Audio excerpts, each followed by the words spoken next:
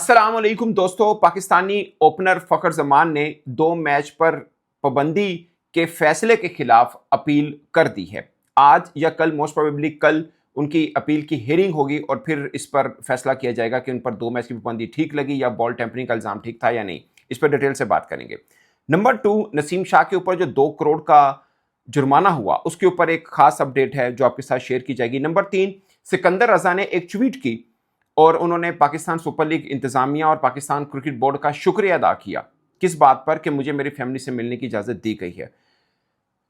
इसको पता नहीं कोई लोग तारीफ समझेंगे, मुझे तो एक तंज लगा, एक स्टाइल लगा और मुझे लगता है कि ये शायद एक जोरदार तमाचा है एक बात के ऊपर। वो क्या है, वो मैं डिटेल में इसके ऊपर बात करूंगा। नंबर 3, एडम जंपा ने एक पॉडकास्ट में बताया है कि उन्होंने पाकिस्तान सुपर लीग को क्यों चुना और आईपीएल के अंदर उनका इंटरेस्ट क्यों नहीं है। बाय द वे, आईपीएल के ऑक्शन में वो मुंतखब नहीं हुए थे, मगर उन्होंने एक खास रीजन भी बताई है कि आईपीएल की बजाय उन्होंने पीएसएल, मतलब अब पीएसएल को क्यों चुना। मैं ये नहीं कहूंगा कि आईपीएल की बजाय क्यों चुना, बट पीएसएल को क्यों चुना और पीएसएल और आईपीएल के डिफरेंस के ऊपर एक बात उन्होंने की थी। इसके ऊपर थोड़ी सी डिटेल में हम गुफ्तगू करेंगे। पहले आते हैं फखर जमान पे। फखर जमान पर बॉल टेम्परिंग के इल्जाम पर जो जिस दिन ये मैच हुआ है कराची और लाहौर का, उस दिन ही रेफरी ने उनको कहा था कि अगर आप अपनी गलती मान लेते हैं तो हम आप पर कम से कम जो होगी सजा वो देंगे, अगर नहीं मानते तो फिर सजा ज़्यादा हो सकती है। मगर उन्होंने इतराफ़ जुर्म नहीं किया था। उसके बाद अगले दिन हेयरिंग हुई, उधर भी उन्होंने इतराफ़ जुर्म नहीं किया और उन्होंने बोला कि बॉल टेम्परिंग के अंदर वो मुलविस नहीं है, जिसके बाद रेफरी ने उनको 2 मैच का बैन लगा दिया और ये मैक्सिमम पनिशमेंट थी जो जुर्म का इल्ज़ाम लगा था फ़खर जमान पे। यानी ये मैक्सिमम पनिशमेंट थी, इससे ज़्यादा हो नहीं सकती थी, वो लग गया उनके ऊपर। पीसीबी ज़राए से पता चला है कि फ़खर जमान ने तकरीबन उसी दिन ही शायद अपील कर दी थी, जिस दिन ये फैसला आया उसी दिन ही अपील कर दी थी कि वो इस फैसले को चैलेंज करना चाहते हैं, क्योंकि फ़खर जमान इस फैसले को मानने को तैयार नहीं है। और दोनों बार जब रेफरी ने उनसे पूछा था, दोनों बार उन्होंने कहा था कि बॉल टेम्परिंग के अंदर मुलविस नहीं है और ये इल्ज़ाम उनके ऊपर सरासर गलत है। और वैसे दोस्तों, अगर हम वीडियो को एनालाइज करें, जो वीडियो हमारे सामने है, उसमें कंक्रीट एविडेंस नहीं है कि कोई बॉल टेम्परिंग हो रही है। और मैं हमेशा एक बात करता हूं कि 20वें ओवर से पहले के वो विजुअल्स हैं, मगर 20वें ओवर से पहले जो 18वां ओवर हुआ वो भी अच्छा खासा रिवर्सिंग था। बल्कि मैं तो ये कहता हूं, जब कराची किंग्स ने बॉलिंग की तब भी रिवर्सिंग ठीक ठाक हो रहा था। सो अगर ये रीजन है कि बॉल खराब हुई और रिवर्सिंग हो रहा था, तो उससे पहले ये वीडियो तो बात की है, मगर उससे पहले भी बॉल अच्छा खासा बिहेव कर रहा था, फिर वो किसने की थी?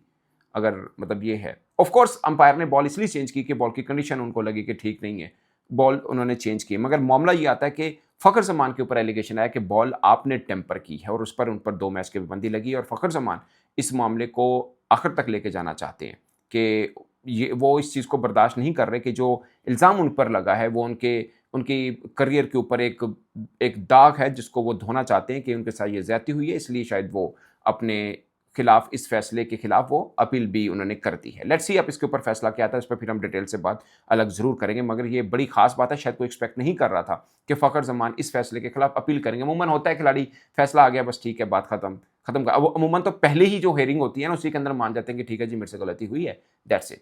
तो वो सज़ा फिर कम हो जाती है। लेकिन दूसरी हेयरिंग में भी उन्होंने नहीं माना, पहले भी नहीं माना और अब वो उस फैसले को चैलेंज भी कर रहे हैं। ये एक खास बात है, बहुत कम होता है अमूमन ऐसे। इसका मतलब है वो समझ रहे हैं कि वो बिल्कुल राइट पर हैं और इस चीज़ को वो मंतकी इंजाम तक पहुंचाना चाहते हैं। सो ये एक खास बात है। देखते हैं केस किस रुख पड़ता है। नंबर 2 दोस्तों, सिकंदर रजा ने एक ट्वीट की। उन्होंने बोला कि मैं पीसीबी और पीएसएल इंतजामिया का बहुत शुक्रिया अदा करता हूं कि उन्होंने मुझे मेरी फैमिली से मिलने की इजाज़त दी। अब बहुत से लोगों को लगेगा यार उन्हें शाबाशी दी है, बट आप सोचिए कि ये वो ज़ाहिर है वो एक इंटरनेशनल क्रिकेटर हैं, एक टीम के कप्तान हैं और हर दुनिया की लीग में खेले हुए हैं, सबके साथ उनकी अपनी बाइंडिंग है, उनको ट्विटर में सब फॉलो करते हैं। मैं एक छोटी सी एग्जांपल दे रहा हूँ। फर्ज किया ये वाली ट्वीट उनकी पढ़ ली हो, जेसन होल्डर ने पढ़ी हो, ये उनकी ट्वीट किसी इंग्लैंड के क्रिकेटर ने पढ़ ली हो, किसी साउथ अफ्रीका या किसी ने भी पढ़ लिया। अब छोड़ दें पाकिस्तानी, आप एक दिन से निकाल दें एक लम्हे के लिए क्या पाकिस्तानी है, वो क्या सोचेंगे कि यार ये बंदा पीएसएल खेलने गया और ये पाकिस्तान से ही है और वहां पे ये रह रहा है, तो क्या इसको इसकी फैमिली से मिलने की इजाजत भी नहीं थी? और क्या ये इतनी बड़ी बात है कि फैमिली से मिलने की इजाजत पर वो ट्वीट भी कर रहा है और शुक्रिया अदा कर रहा है? मुझे तो ये तमाचा लगा है ये बात। उन्होंने शायद अपने लिए शुक्रिया, क्योंकि उनको तो वो उनके कजन्स थे जिसके ऊपर सारा ववेल मचा और शाहीन अफरीदी पर 10 लाख रुपए फाइन भी कर दिया लाहौर कलंदर्स ने। वो उनके कजन्स थे मतलब अब कहीं पर नहीं होता। आई अंडरस्टैंड कि सिक्योरिटी प्रोटोकॉल होते होंगे कोई चीज़, सब चीज़ें। खैर पहले पीएसएल के दौरान मैं कई बार गया हूँ जहाँ पे खिलाड़ी रुके होते हैं, कभी ऐसा नहीं हुआ कि खिलाड़ियों को मना किया गया हो। इस बार का मुझे नहीं पता, मैं कवर नहीं कर रहा।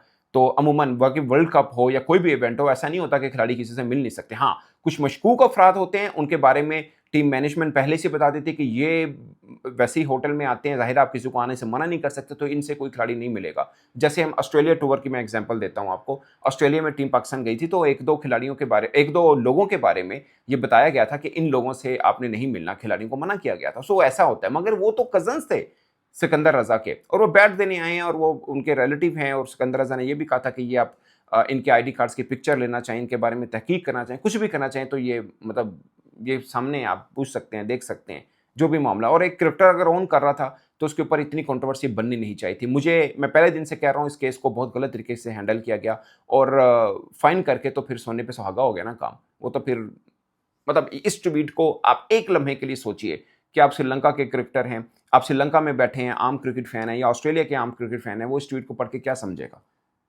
कि हमारा कोई खिलाड़ी बिग बैश खेलने चला जाए और वहां पे शुक्रिया अदा कर रहा ऑस्ट्रेलिया क्रिकेट का कि बड़ी मेहरबानी जनाब, आपने मुझे मेरे खानदान से, फैमिली से मिलने दिया। Would you imagine that? मैं तो इसको जोरदार तमाचा समझ रहा हूं, अगर किसी को समझ में आए तो। अब आते हैं नसीम शाह वाले मामले के ऊपर। तो दोस्तों, नसीम शाह के मामले में मुझे एक अपडेट पता चली है कि उनके ऊपर जो 2 करोड़ जुर्माना लगाया गया था, तो एक साहब हैं जो एक्चुअली मैं कुछ इन शॉर्ट बता देता हूं कि ये जुर्माना नसीम शाह की जेब से नहीं जाएगा, ये जुर्माना कोई और पे करेगा।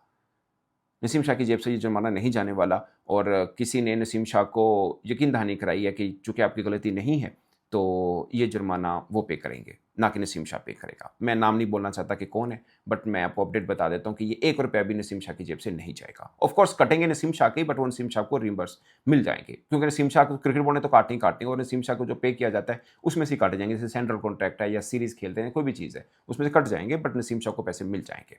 किसी ने इनको यकीन दहानी करा दी है।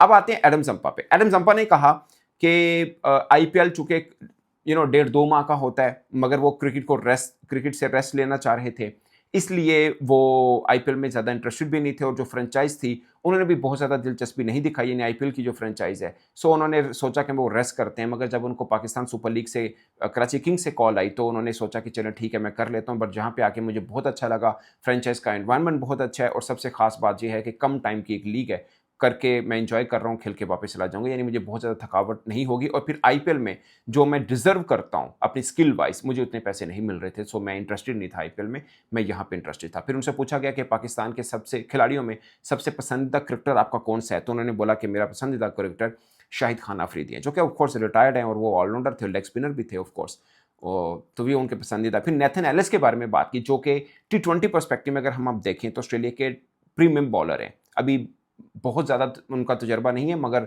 अब ऑस्ट्रेलिया उनको लीड बॉलर मानता है इन T20। तो जैम्पा ये कह रहे हैं कि नेक्स्ट टाइम वो ट्राई करेंगे कि नेथन एलिस को वो लेके आए यहाँ पर कराची किंग्स के अंदर, पाकिस्तान सुपर लीग में।